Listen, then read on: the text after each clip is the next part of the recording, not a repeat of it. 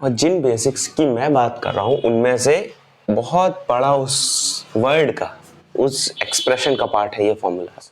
ये आपको याद करने ही होंगे, ये आपने 9th में भी पढ़े होंगे, 9th में पॉलिनोमियल्स में पढ़े हैं, और अभी भी अगर बहुत से बच्चों को याद होगा तो उन्हें पता होगा कि 10th के पॉलिनोमियल्स में भी इनका यूज हुआ है। तो इन्हें याद करना बहुत बहुत मैंडेटरी है। अगर नहीं हुआ है तो अभी ये फॉर्मूला नोट कर लो। और वैसे भी 9th की बुक के पीछे पॉलिनोमियल्स चैप्टर खत्म होते ही समरी दी है, उसमें बहुत से फॉर्मूलाज हैं। इंटरनेट पे सर्च मारो, ये फॉर्मूलाज याद करने ही करने हैं। पूरी मैथ इन्हीं पे बेस्ड है। तो इन्हें नोट करिए। अब वीडियो पॉज की होगी, उन्हें याद कर लिया होगा, वरना ये चैप्टर ऊपर से निकलेगा। यानी कि जब क्वेश्चंस लगाओगे, क्वेश्चंस आपको खुद एनसीईआरटी से लगाने होंगे। मैं इसमें सारे वो डाउट्स और सारे टॉपिक्स एकदम डीपली ले जाके क्लियर कराऊंगा, आप वीडियो देखने के बाद खुद कहेंगे, ठीक है। अब देखिए, एक इंपॉर्टेंट फॉर्मूला इस चैप्टर में यूज होता है कि a² + b²। ये चैप्टर में, बुक में तो कोई मेंशन नहीं है, लेकिन काफी जगह रेफरेंस में आपकी हेल्प करेगा ये फॉर्मूला। पॉलिनोमियल्स में भी डिराइव किया होगा आपने 10th वाले पॉलिनोमियल्स में। इसको लिखा जाता है a + b² - 2ab। कैसे? ये क्यूरियोसिटी आपको खुद बढ़ानी होगी कि एक फॉर्मूलाज कैसे आए। आप खुद इसमें नोटिस करो कि अगर हम इसको इधर भेज देंगे, क्या +2ab नहीं हो जाएगा? तो a + b² का फॉर्मूला नहीं बन गया? बात तो ये है ना, बस खाली यहां से मैंने +2ab को उधर भेजा है, तो ये फॉर्मूला बन गया। तो कभी कभी आपको इस फॉर्मूले का यूज करना ही पड़ेगा। इसको भी देखो। अब आते हैं पूरा चैप्टर के इंट्रोडक्शन पे, ठीक है।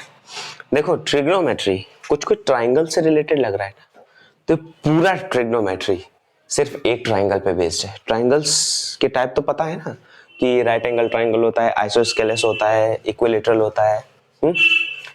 तो ऐसे ही इस ट्राइंगल, ये कौन सा ट्राइंगल है? राइट एंगल ट्राइंगल है।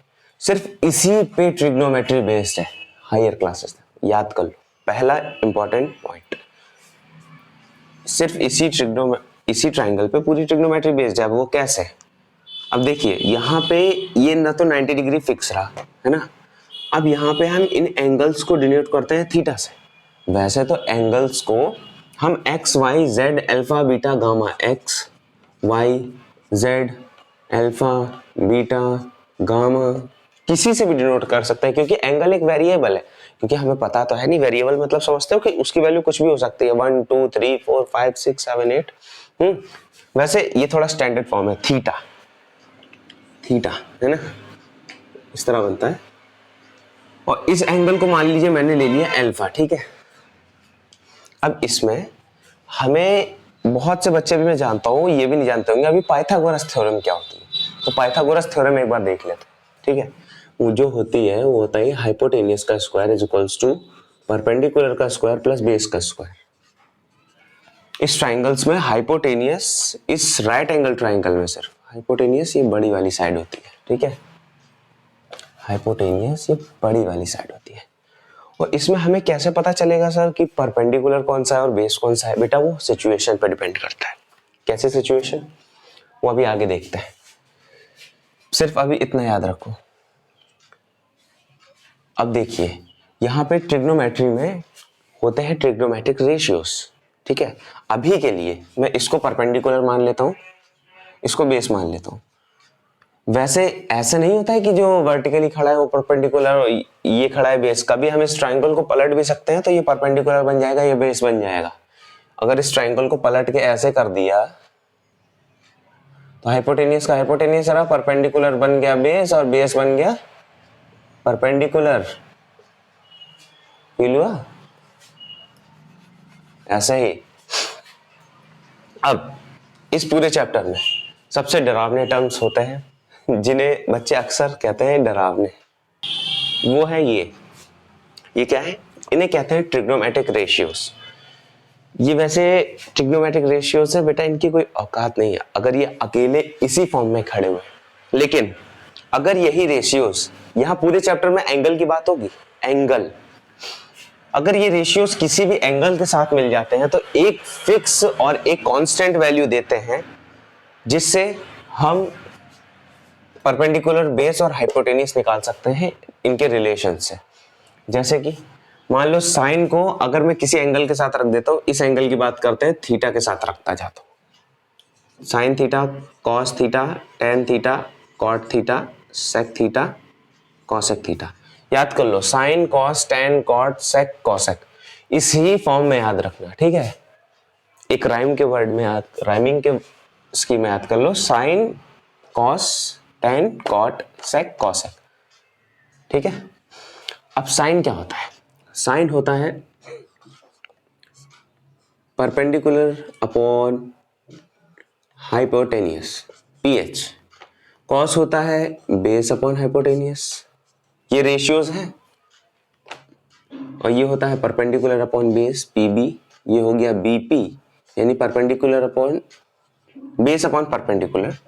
और ये हो गया हमारा h बाय बी,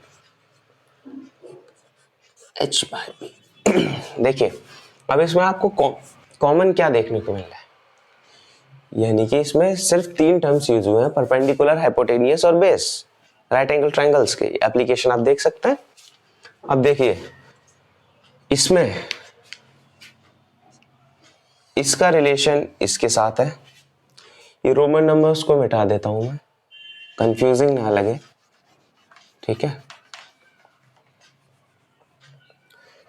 इसका रिलेशन इसके साथ है, इसका रिलेशन इसके साथ है, इसका रिलेशन इसके साथ है। फर्स्ट का लास्ट के साथ, सेकंड का सेकंड लास्ट के साथ, थर्ड का थर्ड लास्ट के साथ relation. Sine, cos, tan, cot, sec, cosec, ठीक है। अब ये रिलेशन कैसे है? रिलेशन कुछ इस तरह है कि साइन का कॉसेक के साथ क्या है, sine theta is equals to होता है 1 बाय कॉसेक थीटा। ऐसे ही कॉस थीटा होता है 1 by sec theta. Tan theta क्या होता है फिर 1 बाय कॉट थीटा, है ना। अब कैसे, इसको आपको थोड़ा क्यूरियोसिटी बढ़ानी होगी, स्कूल में ऐसे बता देते हैं। बहुत से बच्चे अपने मन में ही डिराइव करना जानते हैं, जो क्यूरियस होते हैं। आपको भी क्यूरियस बनना होगा, कैसे ये है, कैसे है। अगर हम इन्हीं रेशियोज को उठा के यहां रखते जाएं, जैसे साइन की जगह p अपॉन एच था और कॉसेक की जगह क्या था, h अपॉन पी। तो साइन की जगह रखा p upon H is equals to 1 by h upon P, तो ये p ऊपर चला जाएगा। बहुत से बच्चों को बेसिक नहीं आता होगा, ये भी नहीं आता होगा कि ये p क्यों ऊपर गया, इसीलिए कहते हैं बेसिक बहुत जरूरी है। ये एक बड़ा सा वो है, ठीक है। ये p ऊपर गया तो ये p upon H is equals to p upon H हो गया। ऐसे करके सारे रेशियोज के साथ ये वही फॉर्म देंगे जो यहाँ मेंशन है। अब इनको ट्रिग्नोमेट्रिक रेशियोज क्यों कहते हैं ये तो आपको खुद ही पता चल गया होगा, क्योंकि ये परपेंडिकुलर, बेस, हाइपोटेनियस, इन सब की वैल्यूज का रेशियो देते हैं। ये सारे टर्म्स थीटा किसी पर्टिकुलर एंगल के साथ मिलके, इसीलिए इनको कहते हैं ट्रिग्नोमेट्रिक रेशियोज। ये टर्म्स एक कांस्टेंट वैल्यू देते हैं जिनकी हेल्प से हम परपेंडिकुलर, हाइपोटेनियस, बेस निकाल सकते हैं। ये याद रख लेना, ठीक है। लर्न करो, ये इंपॉर्टेंट है, ये सारी प्रॉपर्टीज इंपॉर्टेंट है तीनों, ये भी, ये तो मोस्ट इंपॉर्टेंट है। अब इसमें हम ऐसे भी कर सकते हैं, बात तो वही होगी ना। इसको हम लिख सकते हैं cosec theta, sec theta, cot theta. इनको भी ऐसा ही कर सकते हैं, इसको 1 बाय साइन थीटा लिख सकते हैं, सेक थीटा को 1 बाय कॉस थीटा लिख सकते हैं। आप खुद कर सकते हैं, ये तो बेसिक है ना। ये हो गया टेन थीटा हो गया, ठीक है। नोट करो, ऐसे भी कर सकते हैं। ये पहली एक्सरसाइज का इंट्रोडक्शन हुआ, खत्म। अब आप एक्सरसाइज 8.1 को बिना देखे कर सकते हैं। बस आपको पाइथागोरस थ्योरम याद रखनी है और वो इनवर्स वाली प्रॉपर्टीज अभी जो बताई, और ट्रिग्नोमेट्रिक रेशियोज कैसे रेशियो होते हैं, जैसे साइन p अपॉन एच होता है, कॉस b अपॉन एच, इन्हें याद रखना है, ठीक है। अब इस एक्सरसाइज में कुछ नहीं है, अब ये आपके लिए हाथों का खेल हो गया है। जैसे अगर मैं अभी क्वेश्चन उठाता हूँ, नाइन्थ क्वेश्चन लेते हैं इस एक्सरसाइज का। बुक खोल के बैठा करिए और मेरे क्वेश्चन करने से पहले वीडियो को पॉज करके एक बार ट्राई जरूर किया करिए। देखो, in triangle ABC right angle at B, यानी कि कोई ट्राइंगल एबीसी है, वो राइट एंगल ट्राइंगल बन रहा है बी पे। काफी छोटा ट्राइंगल हो गया ना।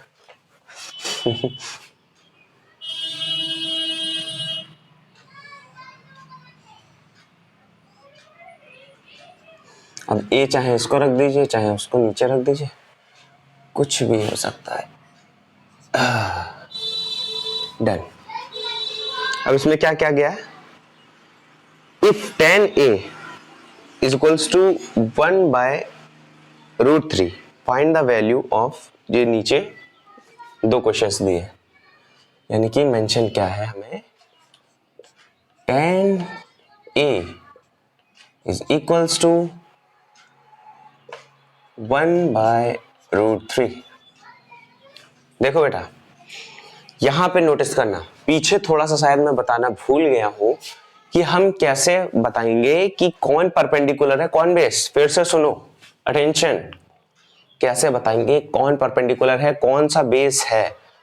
ये इस तरह पता चलेगा कि ट्रिग्नोमेट्रिक रेशियोज कौन से एंगल के साथ है। जैसे एंगल ए के साथ अगर कोई ट्रिग्नोमेट्रिक रेशियो सारे बन रहे हैं, एंगल ए है ये, और ये एंगल सी है, ठीक है, एंगल ए एंगल सी। अगर एंगल ए के साथ सारे ट्रिग्नोमेट्रिक रेशियोज बन रहे हैं तो एंगल ए के सामने वाली साइड, एंगल ए के सामने वाली साइड को हम क्या बोलेंगे, परपेंडिकुलर, और बची हुई साइड को बोलेंगे बेस, क्योंकि हाइपोटेनियस तो बड़ी साइड है, इससे तो कोई मतलब ही नहीं है, 90 डिग्री के सामने वाली साइड होती है। फिर से समझना, पीछे बताना भूल गया, सॉरी फॉर दैट, लेकिन ये सबसे ज्यादा इंपॉर्टेंट है। अगर मान लो यहां पे हमें दिया होता सारे ट्रिग्नोमेट्रिक रेशियोज, यानी साइन सी होता, ये एंगल सी होता, तो इसके सामने वाली ये हो जाती परपेंडिकुलर, ये हो जाती बेस। नोट करना, इसे पॉज कर लो और दिमाग में सेट कर लो, ठीक है। अब यहां सिचुएशन के अकॉर्डिंग हमें ये दिया गया है, tan a is equals to 1/√3, और जो हमें पता है वो है ट्रिग्नोमेट्रिक रेशियोज में tan थीटा क्या होता है परपेंडिकुलर बाय बेस। पीछे याद करके आओ अगर नहीं अभी भी याद किया है, पॉज करो याद करो। तो कंपेयर करेंगे तो हमें यही मिलेगा, p इज इक्वल्स टू 1 हो जाएगा और b इज इक्वल्स टू √3 हो जाएगा। अब p की वैल्यू क्या हुई, 1 हुई, b की हो गई √3, यानी ये बेस हो गया √3 और परपेंडिकुलर हो गया 1। ए के सामने वाली साइड्स पूछी गई है। अब ऐसे ही हम पाइथागोरस थ्योरम लगाएंगे हाइपोटेनियस निकालने के लिए। तीनों टर्म्स आपको हर क्वेश्चन में निकालने हैं, क्योंकि मोस्ट ऑफ द क्वेश्चन ऐसे ही बनते हैं, स्पेशली इस एक्सरसाइज में। 1² प्लस √3 का स्क्वायर, जो हो जाएगा हमारा 1 + 3, और ये हो गया 4, रूट हटाया तो h हमें क्या मिलेगा, +-2। लेकिन हमें पता है कि लेंथ कभी भी नेगेटिव नहीं हो सकती, तो ये आंसर आएगा 2 ही आएगा, यानी +2, ठीक है। अब हाइपोटेनियस भी मिल गई हमें, रफ करो, 2 लिख दो बस। पहला क्वेश्चन क्या बोल रहा है, फर्स्ट पार्ट बोल रहा है साइन ए साइन सी कॉस सी है plus cos A sign C.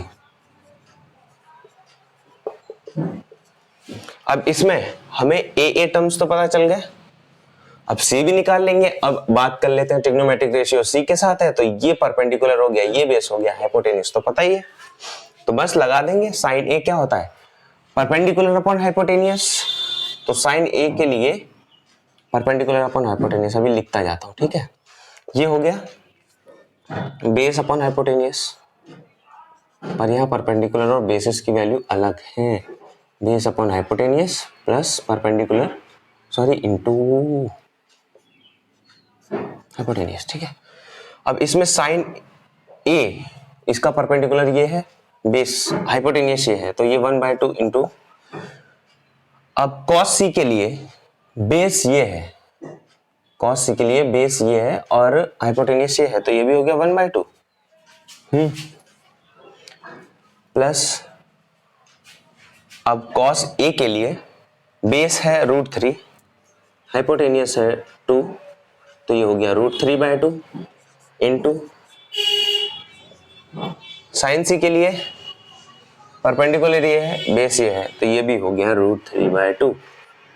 Answer क्या मिलेगा 1/4 प्लस 3/4, एलसीएम लेंगे तो आंसर आएगा 1। आ गया आपका आंसर। ऐसे ही करके सेकंड पार्ट करना है, ये बहुत इजी एक्सरसाइज है, नोट करो। अब एक एक क्वेश्चन की प्रैक्टिस आपको खुद घर से करनी होगी। अगर आप बिगनर भी हैं, अगर आपकी सेशन की बिगनिंग, मैं नहीं जानता कौन मुझसे पढ़ रहा है, अगर आपके सेशन की बिगनिंग हुई है तो आपके पास बहुत अपॉर्चुनिटी है, और जो जिनके फाइनल एग्जाम्स नियर है उनके पास भी अभी टाइम दे दो, घंटे घंटे पढ़ो, 8-8, 9-9, 10-10 घंटे पढ़ो, लेकिन मैथ को रोज 2 से 3 घंटे दो, कंसिस्टेंसी बन जाएगी। 2-3 घंटे इनफ बहुत होंगे, ठीक है, चाहे जो हो जाए 2 से 3 घंटे देने। अब इसमें 8th क्वेश्चन देखते हैं। 8th क्वेश्चन आप खुद से भी कर सकते हैं। इसमें कहा गया है if 3 cot a is equals to 4 check whether, ये कंडीशन दी है, इक्वल होगी cos square a minus sine square a के, या फिर नहीं होगी। ये तो आप चेक कर सकते हैं ना, क्योंकि हमें cot a दिया है, 8th की बात कर रहा हूं, cot a दिया है कितना 4/3। अब इसमें हम जानते हैं cot होता है बेस बाय परपेंडिकुलर, कंपेयर कर दोगे, हाइपोटेनियस भी निकाल लोगे, जो भी हाइपोटेनियस आएगी तीनों टर्म्स मिल जाएंगे, परपेंडिकुलर बेस हाइपोटेनियस। अब आपको ट्रिग्नोमेट्रिक रेशियोज को याद रखना है, कौन सा P/H होगा, कौन सा B/H होगा, उनकी जगह रखते जाना है और देख लेना है कि ये कंडीशंस इक्वल है कि नहीं। ये तो आप खुद से कर सकते हैं। अब साइन स्क्वायर a की जगह जो भी होगा P/B वो रखेंगे, और cos स्क्वायर a की जगह साइन स्क्वायर a की जगह रखेंगे, आ जाएगा आंसर। क्योंकि हमें यहाँ पे a की बात की गई है, सिर्फ एक एंगल होगा a, आप किसी को भी बना सकते हैं। एक ट्राइंगल बनेगा, ये रहा राइट एंगल ट्राइंगल, मान लो ये रहा b, ये रहा c, ये रहा a, ABC, ठीक है, इस एंगल को मान लो। अब इसके सामने वाला परपेंडिकुलर हो गया, बेस हो गया ये, हाइपोटेनियस हो गया ये, ऐसे करके क्वेश्चन हो जाएगा। चलिए ये आप खुद से कर लेंगे। अब एक क्वेश्चन जो ढंग का देख सकता हूं वो क्वेश्चन नंबर 10th लग रहा है। क्वेश्चन 10th ये दिया है, ठीक है, in triangle PQR right angle at Q, यानी Q पे 90 डिग्री बनेगा, राइट एंगल ट्राइंगल, ठीक है, राइट एंगल एट Q, और रिलेशन दिया गया है PR plus QR is equals to 25। ये एक रिलेशन गिवन है और इसमें वैल्यू दी गई है PQ की 5 सेंटीमीटर, ठीक है, सेंटीमीटर नहीं लिखता हूं, 5 आप देख लेंगे खुद ही। Determine the value of sine P, cos P, tan P। इसमें देखिए ट्रिग्नोमेट्रिक रेशियोज कौन सा एंगल के साथ है, P के साथ, ट्रिग्नोमेट्रिक रेशियोज P एंगल के साथ है, तो इसके लिए यानी ये हो गई परपेंडिकुलर, ये हो गया बेस, ये हो गया हाइपोटेनियस, एंगल के सामने वाला परपेंडिकुलर, बचा हुआ बेस और हाइपोटेनियस, ठीक। अब डायरेक्ट आपको ये ध्यान लगाना है, ऐसे अगर ट्राइंगल्स पे क्वेश्चन मिलते हैं तो इसमें पाइथागोरस यूज ही होनी है, तो पाइथागोरस देख लो। कभी कभी सिचुएशन अलग हो सकती है लेकिन मोस्ट ऑफ द टाइम से ही यूज होती है। हाइपोटेनियस इसमें क्या है, हमारी PR है, तो PR का square is equals to perpendicular PQ का QR का स्क्वायर प्लस PQ का स्क्वायर। अब हमें क्या दिया है, PQ की वैल्यू दी है। अब आपने ये क्वाड्रेटिक इक्वेशंस में पढ़ा होगा 4th चैप्टर में कि अगर हमें 2 टर्म्स दिए हैं और उनके बीच का दूसरा भी रिलेशन दिया है तो इनको एक सिंगल टर्म बना लेते हैं, एक सिंगल रिलेशन के फॉर्म में बना लेते हैं। जैसे PR इज इक्वल्स टू 25 एक दूसरे के रिलेशन में आ जाएंगे, ठीक है, QR, ये एक इक्वेशन बनी। अब इसी को उठा के यहां पे रखोगे तो 25 माइनस QR का होल स्क्वायर, हमें ये देखना है इक्वल टू के तरफ कैंसिल हो जाए या फिर कुछ रख के उनकी पर्टिकुलर वैल्यू आ जाए। जैसे यहाँ पे क्यू आर स्क्वायर ये रहा प्लस पी क्यू स्क्वायर दिया है 5, तो ये हो जाएगा 25। इसका स्क्वायर लगाएंगे तो इसको खोलेंगे 625 plus Q R square minus 50 Q R is equals to Q R square plus 25, तो ये हो जाएगा 600 is equals to 50 Q R, क्योंकि इससे ये चला गया क्यू आर, तो Q R is equals to आएगा 12 सेंटीमीटर। 12 सेंटीमीटर आ गया। तो हमारा क्यू आर क्या था? क्यू आर था ये 12 सेंटीमीटर हमें मिल गया है और पी क्यू गिवन है 5 सेंटीमीटर। अब बचा हुआ पी आर आप निकाल सकते हैं, इसी रिलेशन में रख देंगे। 25 माइनस 12 कितना हो जाएगा? P R is equals to आ जाएगा 13। सभी की वैल्यूज पता चल गई, परपेंडिकुलर की भी, बेस की भी, हाइपोटेनियस की भी। अब आप ट्रिग्नोमेट्रिक रेशियोज निकाल सकते हैं। जैसे साइन पी निकालना है तो साइन पी हो जाएगा परपेंडिकुलर अपॉन हाइपोटेनियस। तो इसमें परपेंडिकुलर क्या है? 12 है और हाइपोटेनियस की वैल्यू क्या आई थी? 13। तो साइन पी की हो जाएगी 12/13। ऐसा ही करके सारे ट्रिग्नोमेट्रिक रेशियोज की वैल्यू निकाल लेंगे इस एक्सरसाइज में। यही सबसे बढ़िया क्वेश्चन लग रहा था और ये आ भी सकता है, 2 से 3 नंबर में आ सकता है। नोट कीजिए। तो पहली एक्सरसाइज और उसका इंट्रोडक्शन होता है खत्म। अब बढ़ते हैं दूसरी एक्सरसाइज के इंट्रोडक्शन पे। तो बेटा दूसरी एक्सरसाइज के इंट्रोडक्शन में हमें ये बताया जाएगा, हमें कुछ पर्टिकुलर एंगल्स दिए होंगे, पर्टिकुलर एंगल्स जिनकी ट्रिग्नोमेट्रिक रेशियोज के साथ sine cos tan cot sec cosec के साथ उन एंगल्स की पर्टिकुलर एंगल्स होंगे। जैसे होगा एक 0 होगा, एक 30 होगा, एक 45 होगा, एक 60 होगा, एक 90 होगा। बस इससे ज्यादा आपको इनकी वैल्यूज नहीं याद करनी, ये कांस्टेंट आपको याद करने, ये आपको क्वेश्चन सॉल्व करने में हेल्प करेंगे। ऑल्दो आप हायर क्लासेस में इनसे बड़े एंगल्स की वैल्यूज भी पढ़ेंगे, पर ये कांस्टेंट में कहीं माइनस लग जाएगा, कहीं प्लस रहेगा, वैल्यूज सेम रहेंगी। यानी कहीं बड़ी वैल्यूज पढ़ेंगे, 11th में आप पढ़ेंगे 120 डिग्री की भी पढ़ेंगे, 135 की भी पढ़ेंगे, 150 की भी पढ़ेंगे, 180 की भी पढ़ेंगे। ऐसे ही करके आप इंफिनिटी तक वैल्यूज होती है, वो आप हायर क्लासेस में समझ जाएंगे। पर अभी आपको बस इन्हीं टर्म्स की वैल्यू याद करनी है। ये टेबल चार्ट में बना रहा हूं, ये चार्ट है उन वैल्यूज का, ठीक है। ये sine theta, cos theta, tan theta, cot theta, sec theta, cosec theta, ये इनकी वैल्यूज है इन एंगल्स के लिए।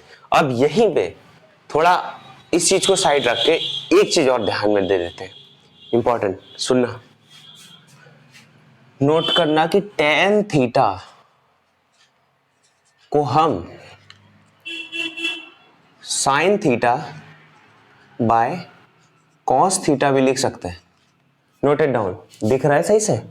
टेन थीटा को sign theta by cos theta, ये प्रूव आपको खुद करना है, वही ट्रिग्नोमेट्रिक रेशियोज को लेके। ये परपेंडिकुलर बाय बेस होता है, ये परपेंडिकुलर बाय हाइपोटेनियस होता है, ये बेस बाय हाइपोटेनियस। इनकी जगह रख दोगे तो नीचे से यहाँ पे परपेंडिकुलर बाय हाइपोटेनियस है, ये बेस बाय हाइपोटेनियस, तो नीचे से हाइपोटेनियस हाइपोटेनियस चले गए, तो टेन थीटा में क्या मिलेगा? परपेंडिकुलर बाय बेस ही मिलेगा। ये प्रूफ आपको खुद करना है। अब कॉट थीटा मैंने क्या बताया था? इनवर्स होता है, तो ये हो जाएगा हमारा cos theta by tan theta ओ sine theta. Okay, trigonometric ratios को रख के आप ये इसका डेरिवेशन कर सकते हैं, ठीक है। इन्हें नोट कर लो, tan theta is equals to sine theta by cos theta और cot theta is equals to cos theta by sine theta. इसे नोट कर लो, याद कर लो। अब देखते हैं, इसे मैं रफ करता हूं।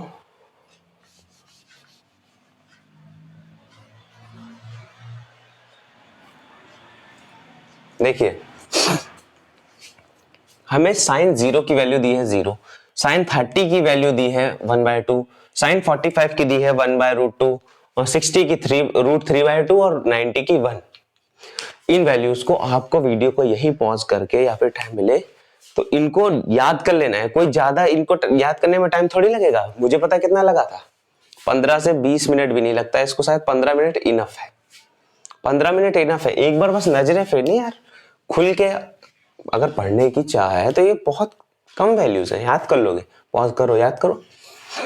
अब देखो, इसकी एक ट्रिक भी है। साइन 0 और ये वैल्यूज बढ़ती जाती हैं 1 तक, ठीक है। और अगर कॉस थीटा की बात आती है तो इसी को उठा के उल्टा कर दिया है, ठीक है। तो ये 1 हो गया, जो 90 की थी वो 0 की हो गई, जो 60 की थी वो 30 की हो गई, और जो 45 तो मिडिल टर्म है बीच का, तो ये 1/√2 ही रहेगा। यानी मैंने पीछे क्या बताया था उस रिलेशन से, इसमें कंफ्यूज नहीं होना। मैंने पीछे बताया था साइन थीटा का कॉसेक के इनवर्स होता है थीटा के, वो बात अलग है, बहुत से बच्चे इसमें कंफ्यूज होंगे। ये एक तरीके की ट्रिक है। ट्रिक क्या है, ये देखिए, ये बढ़ती गई, ये घटती गई वैल्यूज, यानी उल्टा कर देना है। और ऐसे ही इनमें रिलेशन होगा tan थीटा और cot थीटा में। इसकी 0 होगी 1/√3 और ये होगी इंफिनिटी, और सेम उलट देंगे तो cot थीटा यहां से हो जाएगा इंफिनिटी। √3 tan 60 की थी तो ये cot 30 की हो जाएगी, 45 की वही रही क्योंकि मिडिल टर्म।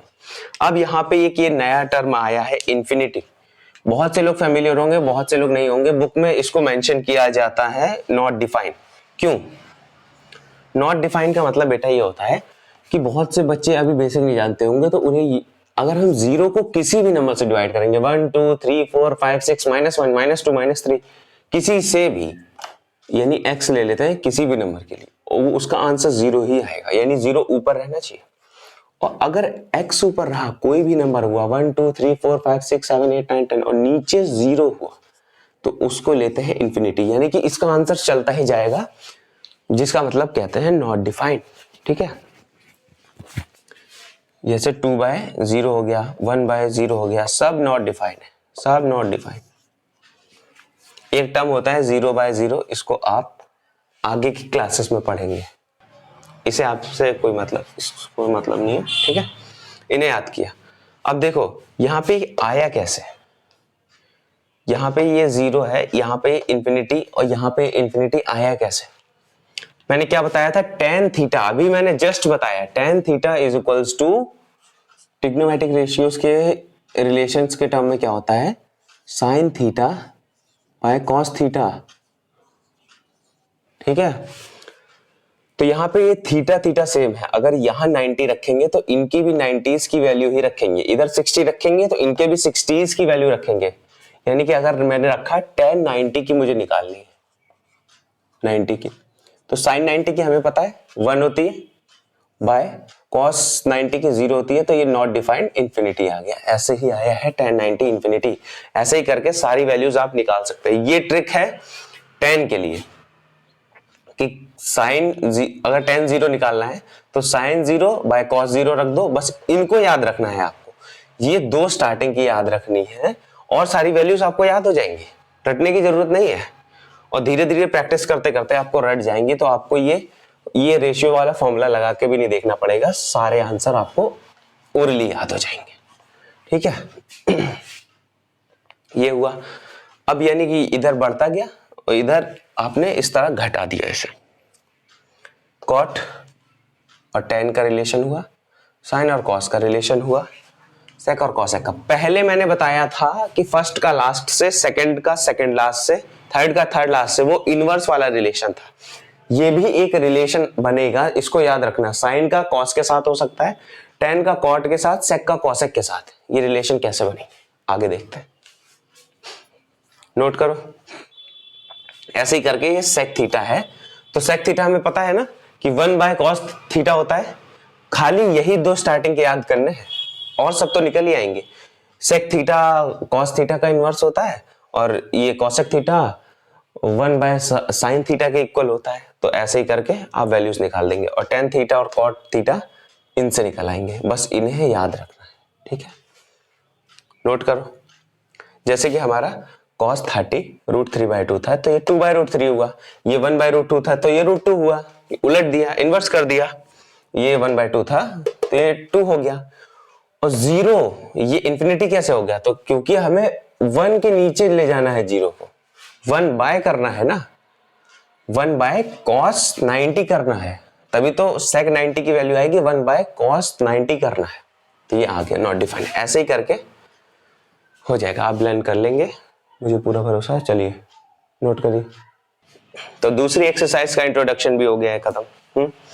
अब हमें क्वेश्चंस देखने हैं, ठीक है, एक्सरसाइज से। अब खाली हमें ये वैल्यू चार्ट याद रहेगा, बस इसमें वैल्यूज डालनी है। जैसे साइन 60 प्लस कॉस 60 पूछा गया है, तो साइन 60 की वैल्यू डाल देंगे √3/2, cos 60 की आ जाएगी 1/2, तो ये हो गया √3 + 1/2। ऐसे ही करके इससे क्वेश्चंस बने। और बेटा don't under estimate the examples.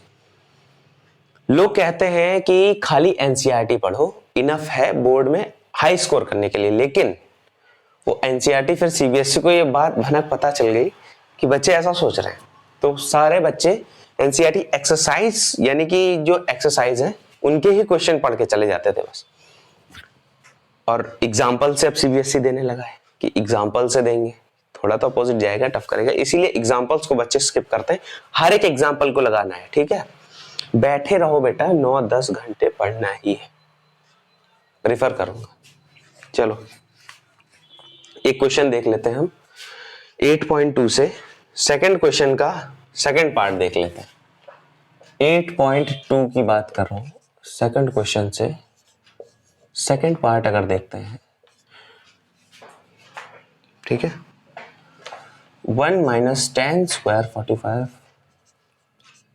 Bye 1 + tan² 45, इसकी हमें क्या निकालनी है, वैल्यू निकालनी है। तो हमें tan 45 की वैल्यू पता है क्या होती है, 1। तो 1 - 1² अपॉन 1 + 1² यानी कि 0/1, 0/2 सॉरी, 0/2। तो 0 ऊपर है तो इसका आंसर 0 ही आएगा। और यहां पे स्क्वायर ऐसे ही लगता है, ट्रिग्नोमेट्रिक रेशियोज के साथ स्क्वायर अगर लगाएंगे तो उन्हीं के ऊपर लगाएंगे। ऐसे मत कर देना, कभी कभी भी ऐसे मत कर देना, नोटिस इट। ऐसा नहीं हो सकता, ऐसे हो ही नहीं सकता। और ना ही ये हो सकता है साइन 45, ऐसे कभी नहीं हो सकता, इनके ही ऊपर लगना होगा। इसका ये रॉन्ग फॉर्म है और करेक्ट फॉर्म क्या है, tan² 45। क्यूब भी लगेगा, 4 भी लगेगा, 5 भी लगेगा इसके ऊपर पावर में, तो यही सब ट्रिग्नोमेट्रिक रेशियोज के ऊपर लगेंगे। ऐसे ये पहला आंसर आपको मिल गया। अब सारे पार्ट्स ट्राई कर लेना। इस एक्सरसाइज का पहला क्वेश्चन तो बहुत इजी है, इवैल्यूएट द फॉलोइंग। इसमें खाली वैल्यूज रखते जाने हैं, आंसर आ जाएंगे। बेसिक मैथ आनी चाहिए। चलो देखते हैं क्वेश्चन नंबर 4 को देखते हैं। 4 को अगर देखा, 4 क्या कह रहा है, 4 is saying 2 tan 30 by 1 - tan² 30 degree, ठीक है। तो tan 30 की वैल्यू हमें पता है 1/√3 होती है, तो 2 × 1/√3, 1 + 1/1 - √3, ये स्क्वायर लग गया। तो इसको और सिंप्लीफाई करेंगे तो 2/√3 अपॉन, तो 1 + 1/1 - 1/3 लिख देंगे, क्योंकि इसका स्क्वायर हो गया है। तो √3 × √3 3 हो गया, ऊपर 1 हो गया। तो ये हो गया 2/√3 और एक बड़ा सा, यानी कि एक बड़ा सा ये लगाएंगे अपॉन का साइन, 3 - 1/3। अब इसको ऊपर ले जाएंगे, इसको इसके साथ मल्टीप्लाई करेंगे। ये बेसिक है, अभी ये भी नहीं आते होंगे बहुत बच्चों को। 3 और ये 3 - 1 हुआ 2 इंटू ये √3 के साथ मल्टीप्लाई हुआ था, तो 2 से 2 गया 3 और √3, ऊपर बचेगा खाली √3, ठीक है। क्योंकि हम 3 को √3 इंटू √3 लिखते हैं, ये मैंने उनके लिए लिख दिया है जिनको अभी ये भी नहीं आता है, ठीक है। इसीलिए कह रहा हूँ बेसिक सीखो। चलो ये क्वेश्चन भी हो गया, √3 इसका आंसर है। तो √3 इसमें कहीं दिया है, नहीं दिया है, लेकिन दिया क्या है, tan 60 दिया है। तो tan 60 की वैल्यू हमें पता है √3 होती है, इसमें थोड़ा सा घुमा दिया, ये बच्चे कंफ्यूज हो जाएंगे कि √3 आता है, तो tan 60 की वैल्यू भी √3 होती है। आंसर नंबर सी होगा इसका। चलो क्वेश्चन हो गया, ये भी डन, ठीक है।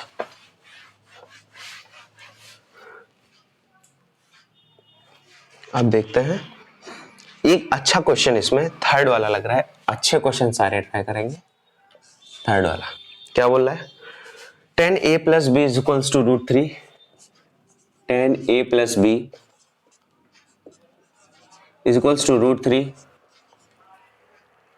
10a माइनस बी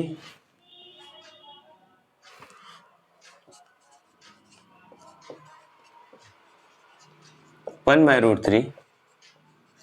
अब देखो बेटा, इसीलिए कहता हूं वो चार्ट आपके दिमाग में नचता रहना चाहिए, वो चार्ट आपके दिमाग में घूमता रहना चाहिए। अगर हमें ट्रिग्नोमेट्रिक रेशियोज के साथ एंगल दिए हैं और उनकी वैल्यू पता नहीं है, और अगर हमें वैल्यू दे दी गई है तो हमें कैसे पता चलेगा कि ये कौन से ट्रिग्नोमेट्रिक रेशियोज के साथ कौन सा एंगल है। तो ये इसीलिए कह रहा हूं चार्ट याद करो। तो इसमें अगर हम सॉल्यूशन लिखना स्टार्ट कर रहे हैं तो पहली कंडीशन के हिसाब से 10a प्लस बी के हिसाब से इसके इक्वल में √3 है, तो ये हमें पता है 1060 की वैल्यू होती है। हमें इनको इक्वल रखना है, तभी तो ये हमारे इक्वल होंगे। तो a प्लस बी इक्वेशन बनाना सीखो, लीनियर इक्वेशंस पढ़ के आए हो, इक्वेशंस की प्रैक्टिस होनी चाहिए। ऐसे ही इसमें 10a minus B is equals to 1030, क्योंकि 1/√3 1030 की वैल्यू होती है, ये रखा। तो दूसरी इक्वेशन मिली a minus B is equals to 30, दूसरी इक्वेशन बन गई, पहली इक्वेशन बन गई। ठीक है, अब इनको एलिमिनेशन मेथड से सॉल्व कर देंगे। जिनको अभी तक एलिमिनेशन मेथड नहीं आता है, प्रेफर करूंगा पहले सीखा और रफली बताने की कोशिश करता हूं। आ जाता है तो अच्छी बात है, लेकिन खाली ये रफली बता रहा हूं इतना ही नहीं है, एलिमिनेशन मेथड और बड़ा है। अभी ये उस एलिमिनेशन मेथड का एक पार्ट आया है। तो इसमें देखिए, इनके बीच में अपोजिट साइन है, दो इक्वेशंस में दो वेरिएबल्स के बीच में अपोजिट साइन है। तो इन इक्वेशंस का क्या करना होगा, हमें एडिशन करना होगा। अगर सेम साइन होते, प्लस प्लस प्लस यहां होता, प्लस यहां होता, माइनस यहां होता, माइनस यहां पे भी होता, तो सब्सट्रैक्शन करते हैं। याद करो, अभी यहाँ पे अपोजिट साइन है, चाहे यहाँ पे भी माइनस होता और ये प्लस उठ के यहाँ पे भी आ जाता, एडिशन ही करेंगे क्योंकि डिफरेंट साइन है। एडिशन करेंगे तो नीचे वाली इक्वेशन को हर वेरिएबल के साथ प्लस लग जाएगा। तो a प्लस ए हो गया 2a, plus b minus b cancel हो जाएगा और 60 प्लस 30 90 हो जाएगा। तो हमें 2a इज इक्वल्स टू 90 मिला। तो फिर a की वैल्यू आ गई 45, रख देंगे किसी एक इक्वेशन में। इसमें पहली वाली में रखते हैं तो a की 45, तो b is equals to 60 minus a, यानी कि 60 माइनस 45 कितना हुआ 15, और a और b की वैल्यू आ गई। हमें a और b की वैल्यू निकालनी थी। ऐसे ही इजी टर्म, बस ये इंपॉर्टेंट था कि कैसे कंपेयर करके इक्वेशंस बनाए। नोट करो, समझ तो आ गया होगा, वरना रिवाइंड करके फिर से देख लो। दूसरी एक्सरसाइज का इंट्रोडक्शन भी हुआ है खत्म, और इंट्रोडक्शन के साथ हमने क्वेश्चंस की भी प्रैक्टिस की अच्छे। यही अच्छे लेवल के क्वेश्चंस इस एक्सरसाइज से बन सकते हैं। ठीक है, एग्जांपल्स की प्रैक्टिस आपको करनी है। अब बढ़ते हैं तीसरी एक्सरसाइज के इंट्रोडक्शन पे। इसमें खाली 3 प्रॉपर्टीज है, खाली 3। ठीक है, और वो प्रॉपर्टीज आपके नजरों के सामने से होके जा चुकी है, पता है, क्योंकि अभी जो मैं क्वेश्चन लिखने जा रहा हूं, आपको सोचना होगा कि हमारे सामने से क्या गया है, आपको याद करना होगा, थोड़ा सा जोर देना होगा, है ना। एक्सरसाइज 8.3 का इंट्रोडक्शन स्टार्ट होने जा रहा है। ये हो गया पहला। ठीक है, रोमन नंबर्स में लिखते हैं, थोड़ा स्टैंडर्ड लगता है। पहला, दूसरा, तीसरी प्रॉपर्टी। ठीक है, ये कहती हैं साइन 90 माइनस थीटा। यहां पे A B C D E F G मैंने बताया ना, थीटा थोड़ा स्टैंडर्ड टर्म है, मैंने ले लिया, एक वेरिएबल ही है। अभी भी बहुत बच्चों को नहीं समझ आ रहा हो। कॉस थीटा, कहीं कहीं बुक में कॉस ए कॉस सी भी दे देते हैं। ठीक है, यहाँ पे साइन 90 माइनस ए भी हो सकता है, तो ये कॉस ए के इक्वल हो जाएगा। ठीक है, अब tan 90 माइनस ए, याद करो कहाँ देखा था, ये आपकी नजरों के सामने से होके जा चुका है, बस थोड़ा सा इसको मैंने इलस्ट्रेट कर दिया है। 90 माइनस थीटा cosec थीटा।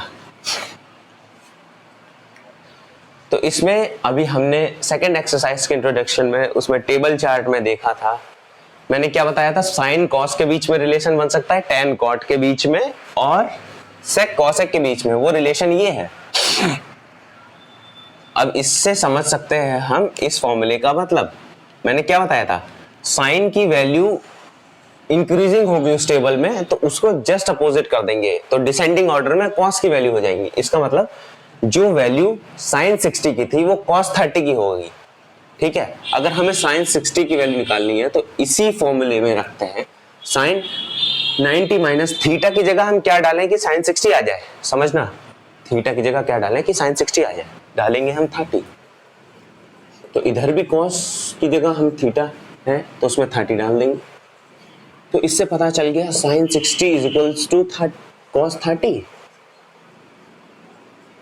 बस यही पीछे टेबल में शॉर्ट ट्रिक थी, यही शॉर्ट ट्रिक थी। ऐसा ही हमें पता है कि जो वैल्यू साइन 0 की होती थी वो कॉस 90 के लिए होती थी। तो साइन 0 करना है हमें, तो साइन 90 माइनस यहां पे थीटा क्या रखेंगे कि हम साइन 0 ला सके। यही एप्लीकेशन है, यही तरीका है इनसे रिलेटेड क्वेश्चंस जो बनेंगे उन्हें करने का, कि यहां पे हमें साइन 0 लाना है तो थीटा की जगह क्या डालें, 90 डाला है क्योंकि 90 माइनस 90 0 हो जाएगा, तो यहाँ पे cos 90 डालेंगे। तो ये आ तो गया sine 0 is equals to cos 90। देखा, ये थी प्रॉपर्टी। ऐसे ही सबके लिए हो सकता है। ठीक है, और अब इन्हीं तीन प्रॉपर्टीज को आप ऐसे उलट के भी लिख सकते हो, यानी जैसे मैंने इनवर्स में बताया था वैसे ये भी तो हो सकता है कि cos 90 minus theta is equals to sine theta, ये भी तो हो सकता है। और cot 90 minus theta is equals to tan theta, यानी इनको उलट दिया। अच्छा है, आप कहोगे मैंने पहले साइन 60 की वैल्यू निकाली और वो मिली है मुझे √3/2 और मैंने वही देखा कि cos 30 की वैल्यू √3/2 है। चाहे आप ये बोल दो कि मैंने पहले देखा cos 30 की वैल्यू √3/2 और वही देखा कि sin 60 की वैल्यू √3/2। बात तो वही है ना, उलट दिया। कंफ्यूज मत हो जाना। cosec 90 minus theta is equals to sec theta. ठीक है, यही थी प्रॉपर्टीज, यही तीन थी। अब इनसे तो कोई मतलब ही नहीं ना, वो तो इन्हीं के अंदर है, पार्ट है, कुछ भी हम कर सकते हैं इनके साथ। चलो इसे रफ करता हूँ। इस एक्सरसाइज का भी इंट्रोडक्शन हुआ खत्म। अब इस एक्सरसाइज से बनेंगे मस्त मस्त क्वेश्चन। आ गई है बढ़िया वाली एक्सरसाइज। और आई डोंट थिंक बेटा कि ये वन शॉर्ट वीडियो होगा, काफी वीडियो का टाइम लंबा हो चुका है क्योंकि मैंने आपको बहुत डीप से डीप नॉलेज दी है, बहुत समझाने की कोशिश की है, ताकि लेक्चर लंबा भले ही हो गया लेकिन आपको पॉइंट पॉइंट बताया। ठीक है, अब उससे पहले आपको कुछ एक्स्ट्रा नॉलेज गेन करनी है। एक्स्ट्रा नॉलेज पे आते हैं, थोड़ा रेस्ट टाइम लेते हैं। इसमें एक्स्ट्रा नॉलेज में ये है कि हमें साइन की वैल्यू पता है -1 से 1 के ही बीच में रहती है, चाहे किसी भी एंगल के लिए ले लो। साइन थीटा की वैल्यू यहीं तक रहती है, इन्हीं के बीच में। या तो -1 होगी उसकी मिनिमम वैल्यू, ये होगी मैक्सिमम वैल्यू।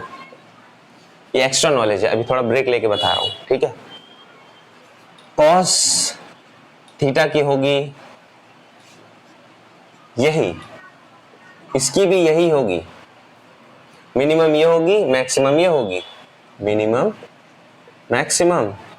और इनके बीच में जितने भी पॉइंट वैल्यू होंगी 1.98973 ऐसे करके कुछ भी होगी, 1.11 ऐसे, 1.11 नहीं होगी, 1 से ज्यादा नहीं जा सकती, यानी कि 0.9193 ऐसे इसी ब्रैकेट के अंदर रहेगी। यानी इन्हीं दोनों बीच के अंदर जितनी भी वैल्यूज होंगी वो आएंगी थीटा से। ठीक है, और यही बात ध्यान रखना कि tan थीटा की सारी वैल्यूज आ सकती हैं, ऑल रियल नंबर्स, यानी कि ये नेगेटिव इंफिनिटी से पॉजिटिव इंफिनिटी के बीच में इस सारी वैल्यूज के लिए डिफाइंड है। सेम बात होती है कॉट थीटा के लिए भी। ऑल रियल नंबर्स, इनकी वैल्यू ये भी होंगी, ठीक है। अब सेक और कॉसेक का आप 11th में पढ़ेंगे। वैसे तो ये बड़ी क्लासेस का कंसेप्ट है, लेकिन बता दिया ताकि थोड़ा एक्स्ट्रा कॉन्फिडेंस आए। अब सेक और कॉसेक का मत पूछो, वो आगे पढ़ लेना। बस इतना इनफ है आपके लिए, थोड़ा एक्स्ट्रा नॉलेज रहनी चाहिए परफेक्शन का, कॉन्फिडेंस रहने के लिए। नोट किया? ठीक है। हाँ। अब 8.3 एक्सरसाइज। अब इसके क्वेश्चंस में हम लेते हैं, मान लीजिए पहला क्वेश्चन ले लिया, वो पहले का पहला पार्ट ले लिया। अब क्वेश्चन देखना सॉल्व कैसे करता हूं, कैसे मैं क्वेश्चन को सॉल्व कर रहा हूं, इसे देखना ध्यान से। 8.3 डालने की जरूरत नहीं है, लेकिन चलो ठीक है।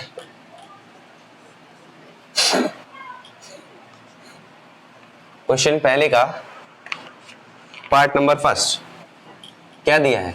Sine 18 by cos 72। अब इसमें कन्वर्जन करना है और सेम ट्रिग्नोमेट्रिक रेशियो, यानी यहां साइन है तो यहां पे भी साइन लाना होगा, या अगर या तो इसको कॉस बना दो, तभी तो ऊपर नीचे कैंसिल हो सकता है। ऐसे क्वेश्चन ऐसे ही बनेंगे। अब देखिए साइन 18 को हम क्या लिख सकते हैं, यानी कि यहां बोल रहा है साइन थीटा को हम क्या लिख सकते हैं, ये तो हमें पता है कि हम लिख सकते हैं कॉस 90 माइनस थीटा लिख सकते हैं। तो ठीक है, हमने लिख दिया कॉस 90 माइनस, और ये थीटा क्या था हमारा 18, और कॉस नीचे 72 है।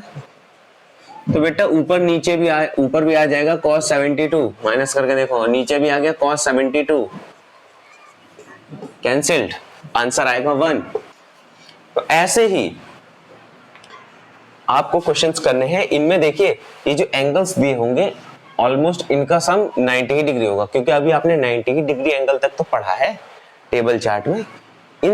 इनका सम 90 डिग्री होगा, चाहे आप करके देख लीजिए। तो इसका मतलब हम इन्हें कन्वर्ट कर सकते हैं इस रिलेशन से, और ऐसे ही रिलेटेड क्वेश्चन बनेंगे, कोई इससे एक्स्ट्रा तो आएंगे नहीं। नोट किया हो तो मैं रफ करता हूं, ठीक है। अब बात कर लेते हैं इसी में एक और क्वेश्चन की, थर्ड क्वेश्चन कर लेते हैं फर्स्ट पार्ट का। थर्ड बोला है cos 48 माइनस साइन 42। cos 48, अब इनका सम चाहे करके देख लो, 90 डिग्री मिल रहा है तो उसका मतलब इसमें वो रिलेशन सेट हो जाएगा। cos 48 को हम साइन में कन्वर्ट कर देते हैं, तो cos 48 को क्या लिख सकते हैं, साइन 90 माइनस 48, यानी कि cos थीटा को हम लिख सकते हैं साइन 90 माइनस थीटा। तो 90 माइनस ये थीटा था, यहां डाल दिया, तो ये हो गया साइन 42, और ये हो गया साइन 42 माइनस साइन 42, क्या आ गया, 0 आ जाएगा, ठीक है, कट गए। तो बस ऐसे ही कन्वर्ट करना है, आंसर आएगा। ऐसे ही आपको कभी डिवाइड में दे देगा, कभी मल्टीप्लाई में कैंसिल करने के लिए दे देगा, ऐसे ही एडिशन सब्सट्रैक्शन में दे देगा, बस साइन चेंज हो जाएंगे बस। अब ये ऐसे ही क्वेश्चन है। अब इसमें एक थोड़ा कोई ढंग का क्वेश्चन देख लिया जाए। क्वेश्चन नंबर 2 थोड़ा सही लग रहा है। इसमें पहला पार्ट करते हैं 2 का। इसमें दिया है tan 48 इंटू 23 42 67, 23 42 67, और ये tan है, सब सारे ट्रिग्नोमेट्रिक रेशियोज tan है मल्टीप्लाई में।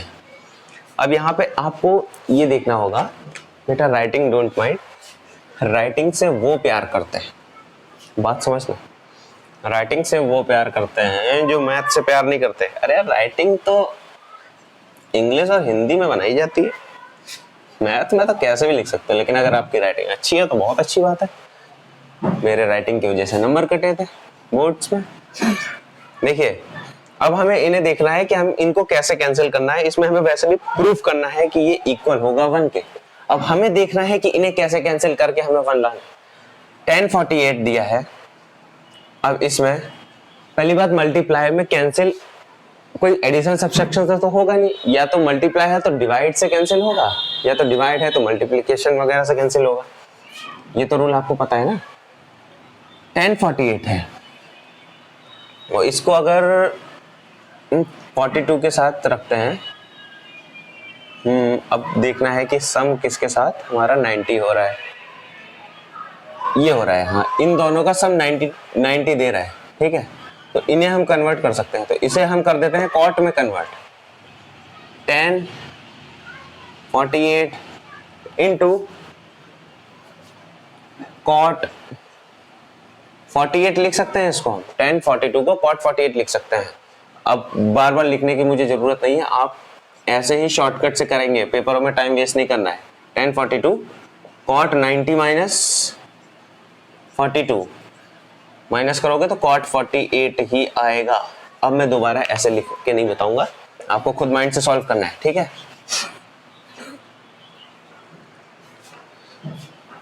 और ऐसा ही करके 1023 लिख दो इंटू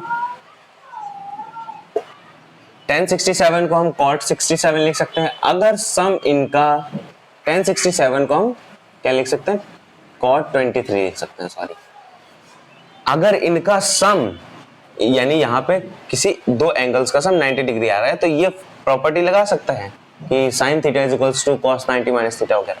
अब देखो 1048 है और कॉट 48 है, ये एक दूसरे के इनवर्स होता है, यानी कि 1048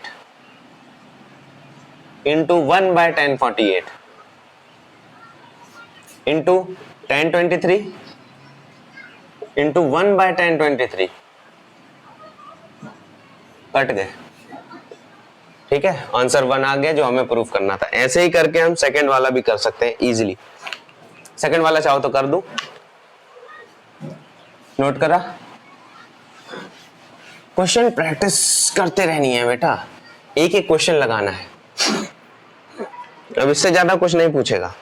सेकंड वाले में हमें क्या दिया है, cos 38 दिया है और cos 52 दिया है, माइनस sin 38 और sin 52।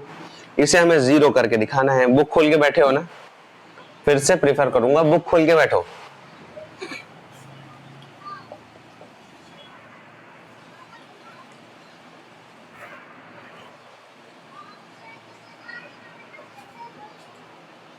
हमें ये प्रूफ करना है, ठीक है।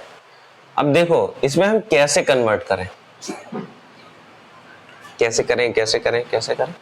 अब देखो इधर साइन साइन टर्म है, इधर कॉस कॉस के टर्म है, तो हम इधर भी हम इन्हें साइन साइन के टर्म निकाल देंगे, तब थोड़ा हम इमेजिन कर सकते हैं कि ये दोनों एक दूसरे को कैंसिल करके जीरो देंगे।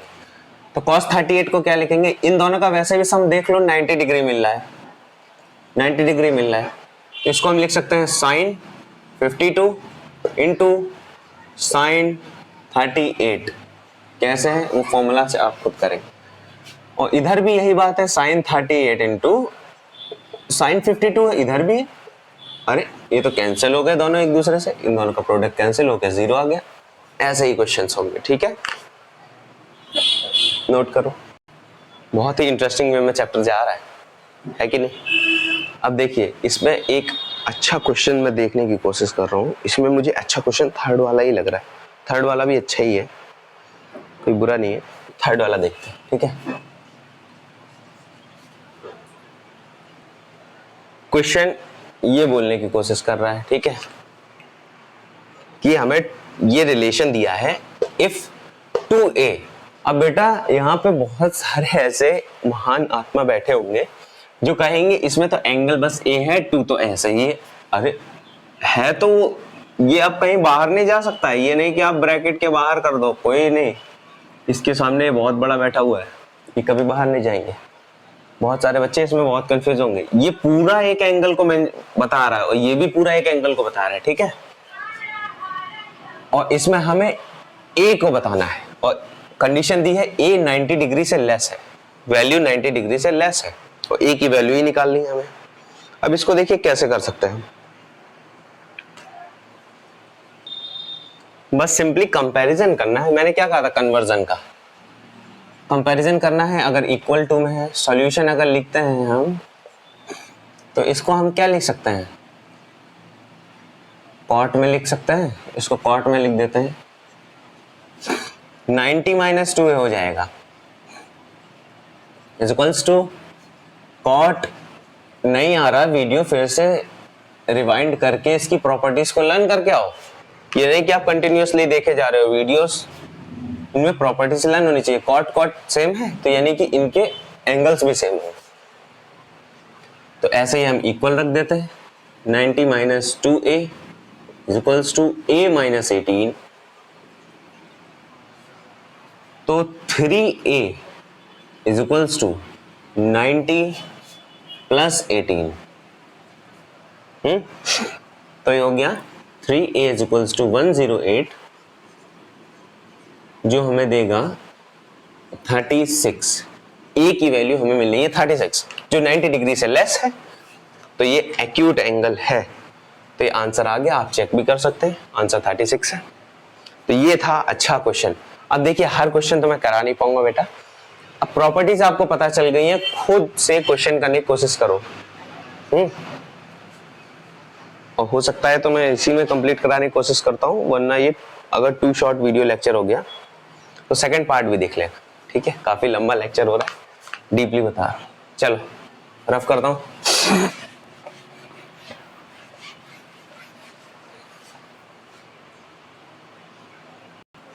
अब एक्सरसाइज 8.4 जो लास्ट एक्सरसाइज बची हुई है, इसका खाली मैं यहाँ पे इंट्रोडक्शन दे देता हूँ, और हो सकेगा तो इसके क्वेश्चंस की प्रैक्टिस में नेक्स्ट वीडियो में करा दूंगा। ठीक है, 1 शॉर्ट वीडियो के सेकंड पार्ट में। अब देखिए, इस एक्सरसाइज के इंट्रोडक्शन में क्या कहा जाता है। इसमें साइन कॉस के बीच में रिलेशन है, टेन कॉट के बीच में, और सेक कॉसेक के बीच में ही रिलेशन है।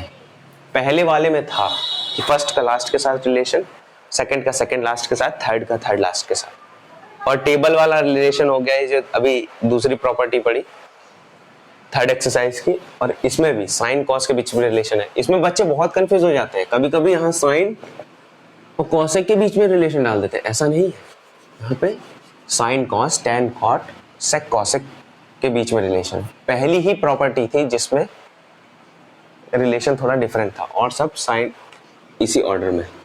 अब इसमें ये प्रॉपर्टी है 3, sine theta sine square theta, okay, plus cos square theta is equals to 1।